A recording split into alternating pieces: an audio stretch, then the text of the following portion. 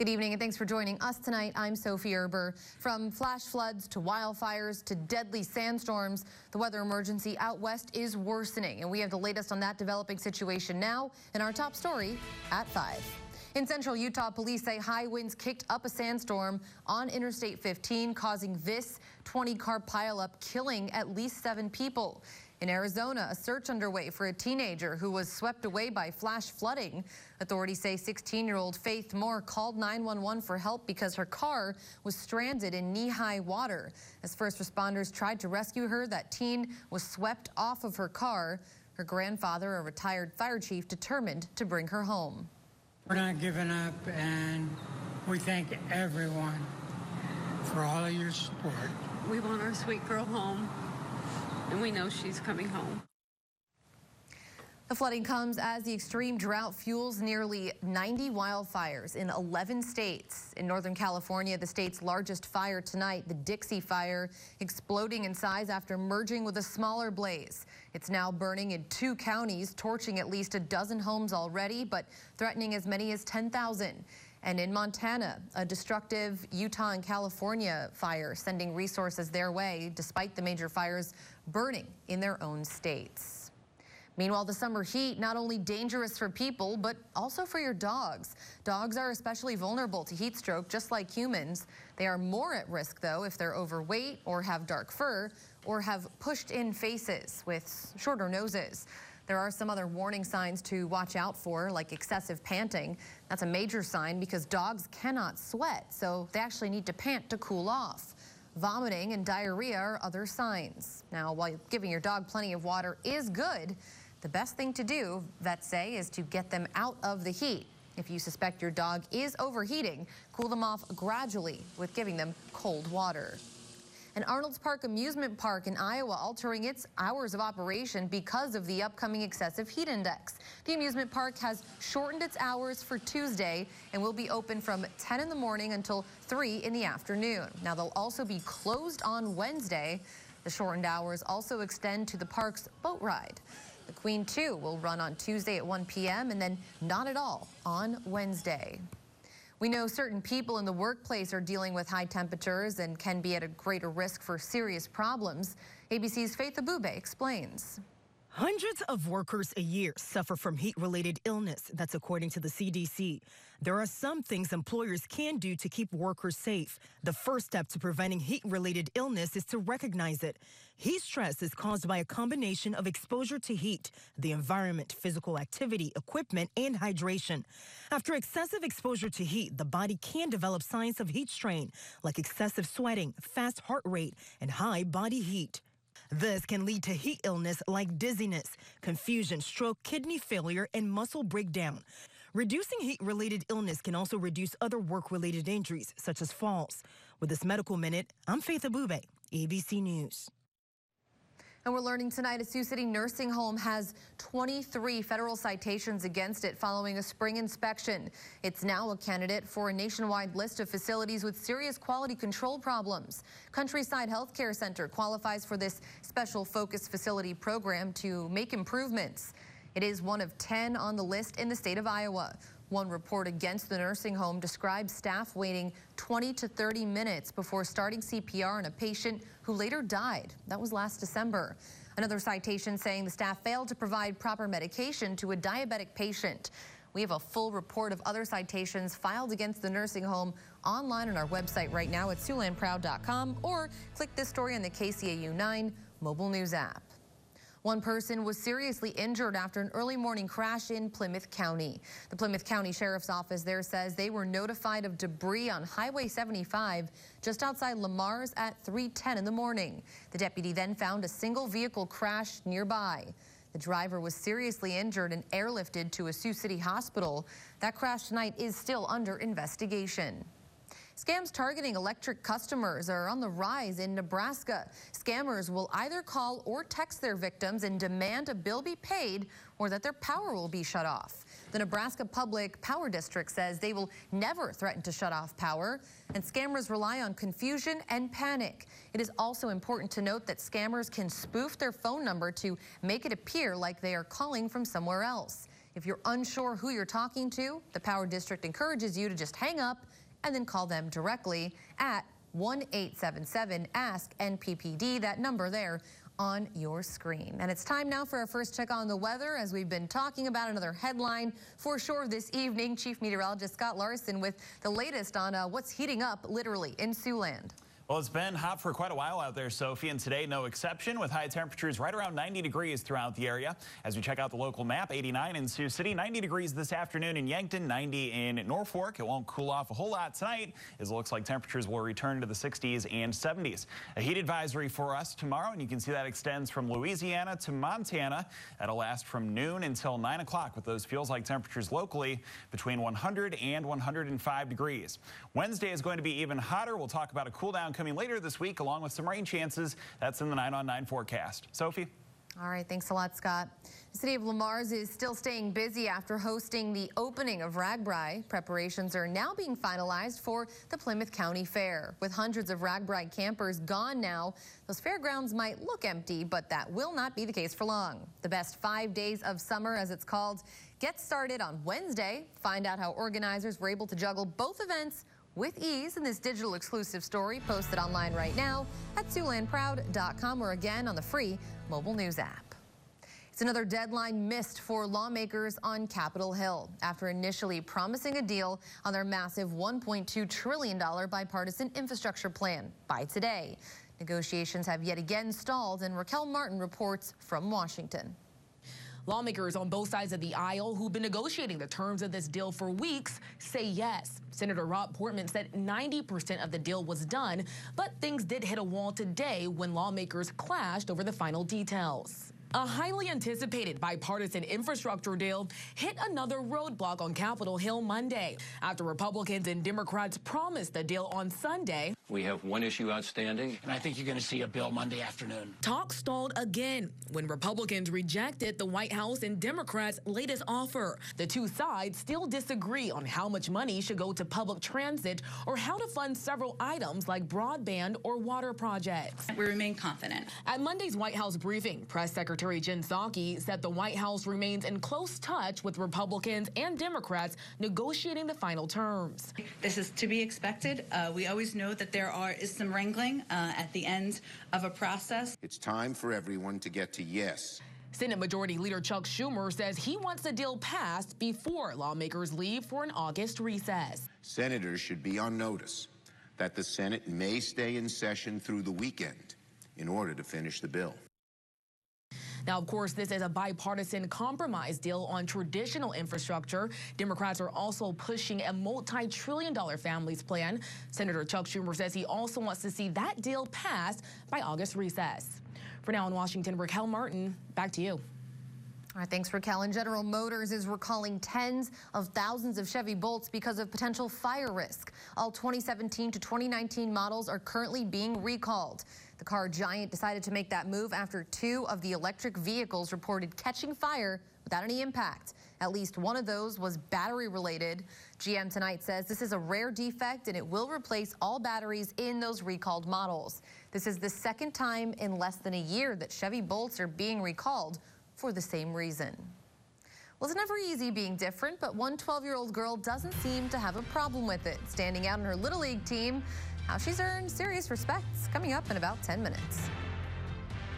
And it's going to stay very hot this week with high temperatures around 100 degrees both tomorrow and Wednesday. As we get into the weekend, it looks like we'll start to cool off some and bring in some rain chances. Your 9 on 9 coming up next. You're watching KCAU 9 News with Sophie Erber and Chief Meteorologist Scott Larson.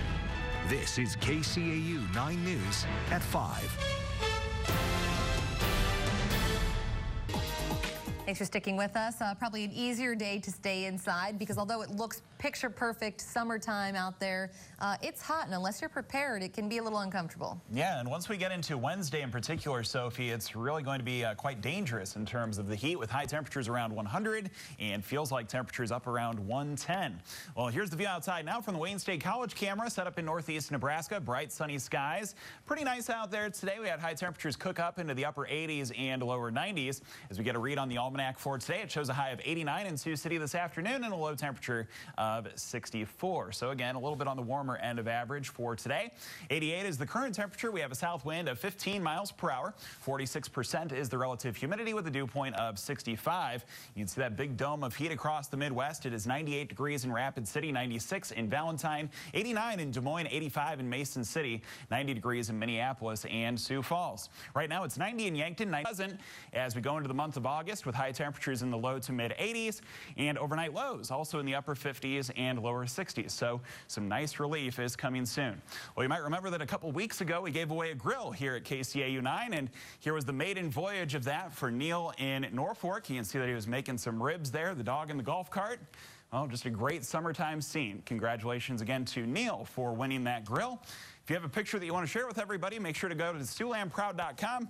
You just find the weather tab, scroll on down to send us your photos, and we'll try to feature as many of them as we can right here on air. What a picture-perfect day for that grill. Thanks a lot for that, Scott. I love it. Well, turning now to some news that's literally out of this world. NASA has selected California-based SpaceX to provide launch services for Earth's first mission to explore Jupiter's moon, Europa. The Europa Clipper mission, as it's called now, will launch from the Kennedy Space Center, that's in Florida, set for 2024.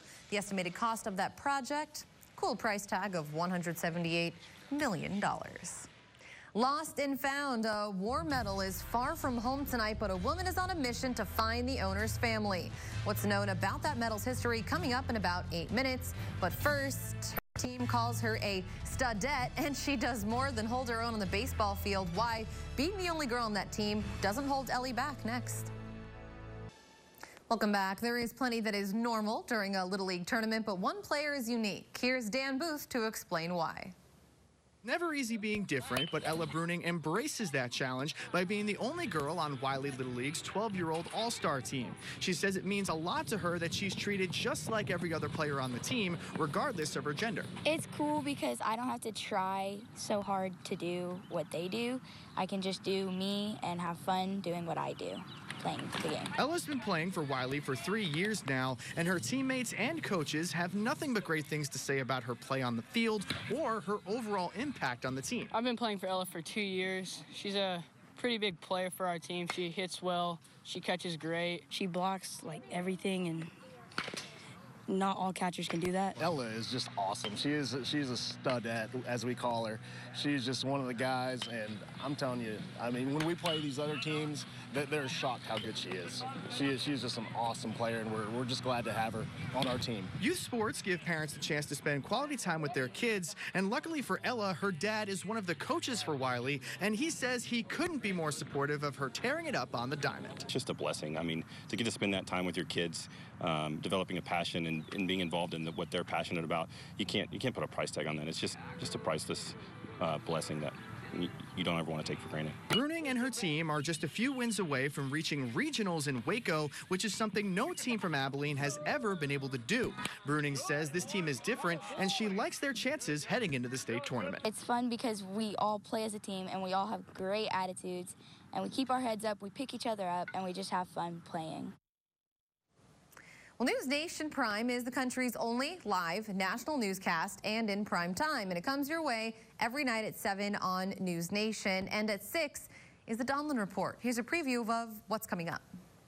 Tonight on the Donlin Report, a News Nation exclusive. You've heard about chronic brain injuries in the NFL. This elite veteran battling a debilitating disease. There was no warning whatsoever. Now, reports of the NFL reneging on settlements based on race. We'll have that exclusive and much more when you join us tonight. Now here's Leland Vittert with a preview of On Balance. Thanks, Joe. Tonight, On Balance looks into a big announcement from the White House. First pulling out of Afghanistan and soon Iraq. Is America retreating now from the world stage? And is this the new Biden doctrine? Plus, a vaccine passport. Is the country headed for a reward punishment system like Europe? Tackling those topics and more tonight at 8.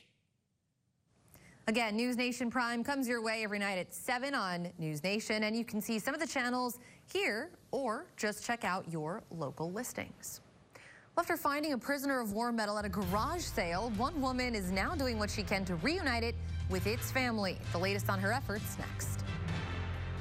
A Gold Star mother in California is now on her second mission in less than a year to reunite a war medal, this time with the family of a deceased veteran. Eitan Wallace shares the story. Karen Galyan is laser focused on one goal. To get this medal home. In her hand, a World War II-era prisoner of war medal. It was found this month at a garage sale in Buttonwillow. Unclear how it ended up there, but what is clear is someone turned it into the portrait of a warrior gallery, and that's where Galyan comes in. Immediately, she took the lead to get the medal back to its owner. Awarded to James H. Davis for honorable service while a prisoner of war, United States of America. Specifically, the medal was awarded to James Hubert Davis. Military records show he was born in Fresno in 1918 and registered for the military in 1940.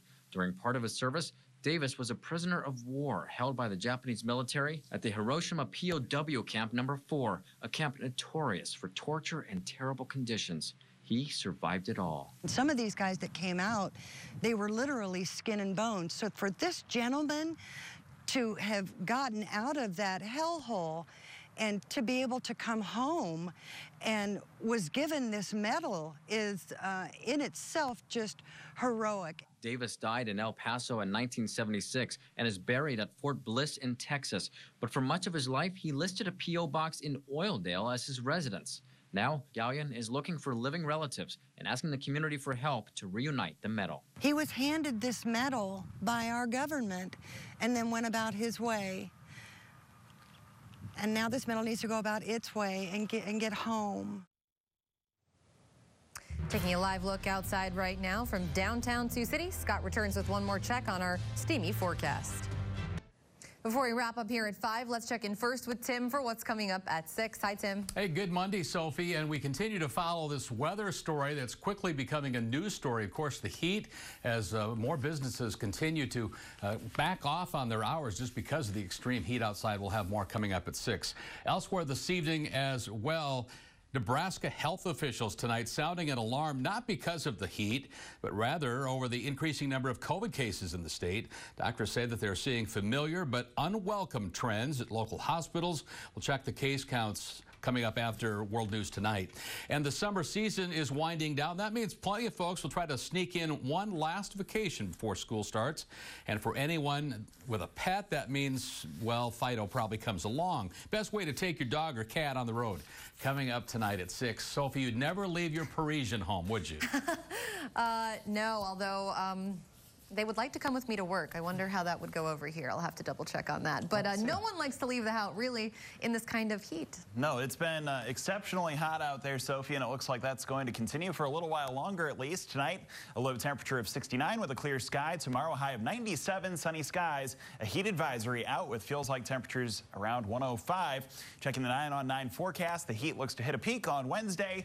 A little cooler for the weekend with some storm chances. All right, thank you so much, Scott. Thank you for joining us. We'll all see you here tonight at 6 with Tim and Jake. Until then, have a great night.